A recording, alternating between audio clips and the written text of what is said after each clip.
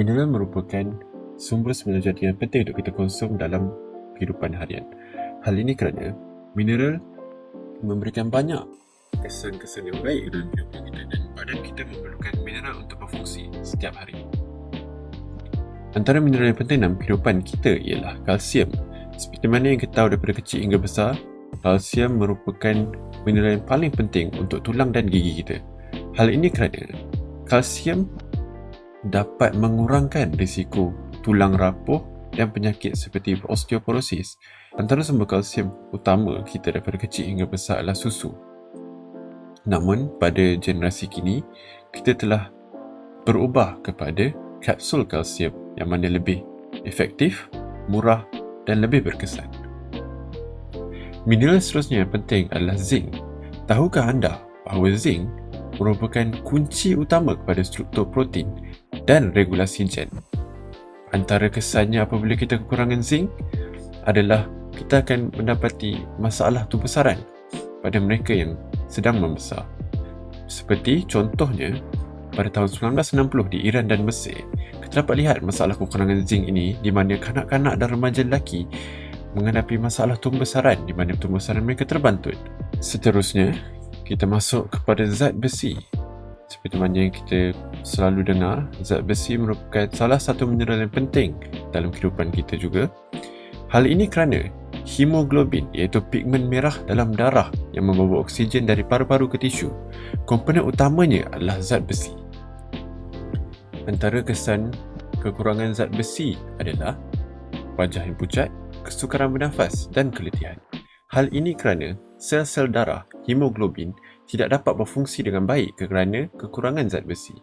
Selain daripada itu, kekurangan zat besi juga akan mempengaruhi tumbuh-besaran kanak-kanak. Oleh itu, kita dapat lihat di sini bahawa zat besi dan juga kalsium dan juga zinc merupakan perkara yang penting untuk diambil oleh kanak-kanak demi mendapatkan tumbuh-besaran yang optimum. Mineral terakhir yang saya akan perbincangkan pada hari ini adalah fluorida, iaitu salah satu mineral yang paling common kita lihat pada hari ini, di mana? Di ubat gigi. Kenapa pentingnya fluorida dalam kehidupan seharian kita? Hal ini kerana fluorida memainkan peranan utama untuk memineralisasikan tulang gigi kita serta memberikan perlindungan daripada kerosakan gigi. Oleh itu, ia amatlah penting bagi kita untuk mengambil ubat gigi berfluorida demi menjaga kesihatan gigi kita, tak kisah daripada usia kanak-kanak hingga ke usia tua. Assalamualaikum warahmatullahi wabarakatuh. Nama saya Arifdin bin Muhammad Izam.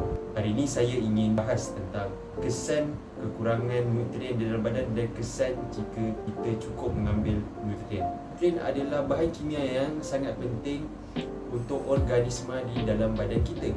Soalannya, apakah kesan jika kita kurang mengambil nutrien dan kesannya jika kita cukup mengambilnya? Antara kekurangan jika kita tidak cukup nutrien dalam badan kita adalah kita mudah mendapat penyakit seperti penyakit kardiovaskular, iaitu penyakit di dalam jantung kita.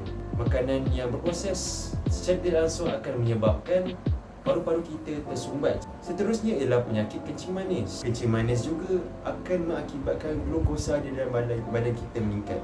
Faktornya ialah kita kerap minum air gula.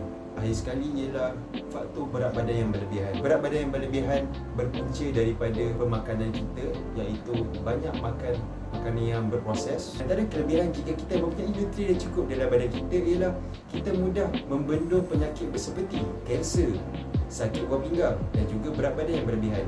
Sebagai contoh, jika kita mengambil sumber protein yang cukup di dalam badan kita, kita dapat mengekalkan tisu otot dalam badan kita dan juga kita dapat membina sel otot dalam badan kita. Seterusnya ialah dapat memberikan kesihatan mental yang stabil. Emosi yang stabil secara tidak langsung dapat memberikan kehidupan yang produktif.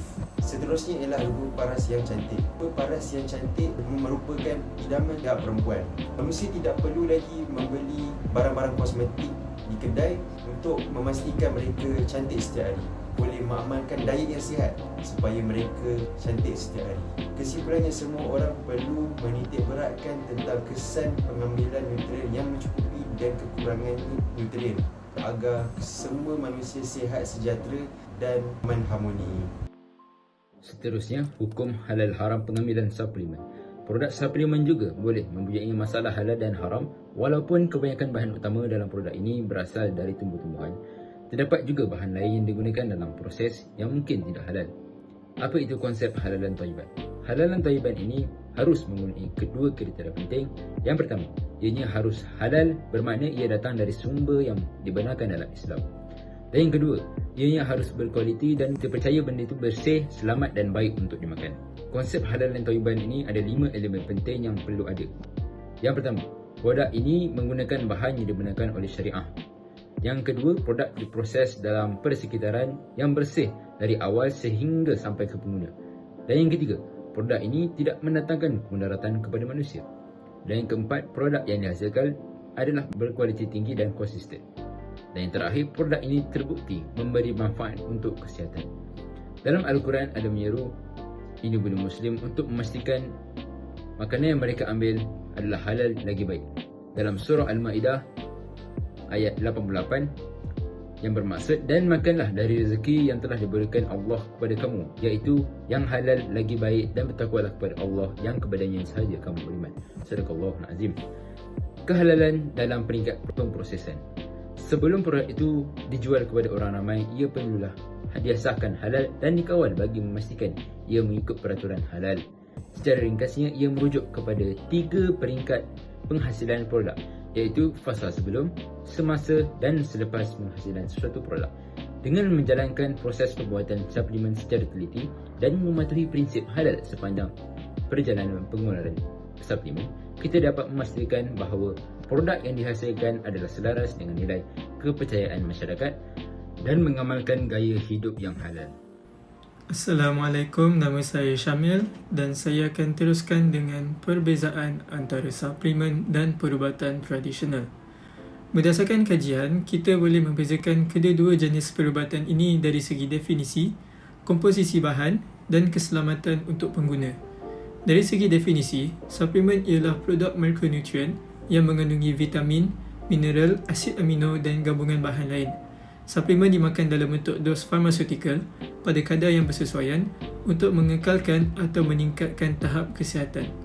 Perubatan tradisional pula produk yang menggunakan bahan semula jadi seperti tumbuhan, haiwan atau mineral. Bahan ini didapati melalui bentuk ekstrak atau homeopati. Dari segi komposisi bahan pula, suplemen mengandungi bahan semula jadi, tetapi untuk membezakan, bahan tersebut dikaji dan diolah di dalam makmal untuk meningkatkan keberkesanan dan mengurangkan kesan sampingan. Perubatan tradisional pula menggunakan bahan mentah semula jadi yang diproses melalui kaedah seperti pengeringan atau penghancuran.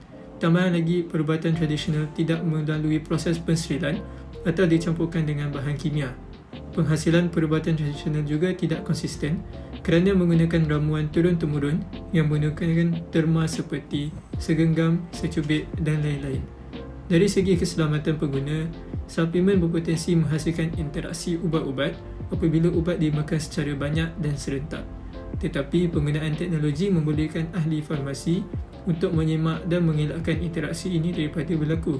Oleh itu, pengguna dinasihatkan untuk berunding dengan farmasi yang berlesen. Bagi ubat tradisional pula, potensi pencemaran menjadi isu. Herba-herba boleh menyimpan logam toksik yang mengakibatkan keracunan. Selain itu, bahan semula jadi boleh terdedah kepada pencemaran bakteria dan kulat jika tidak diproses dengan betul. Oleh itu, pemilihan produk amat penting.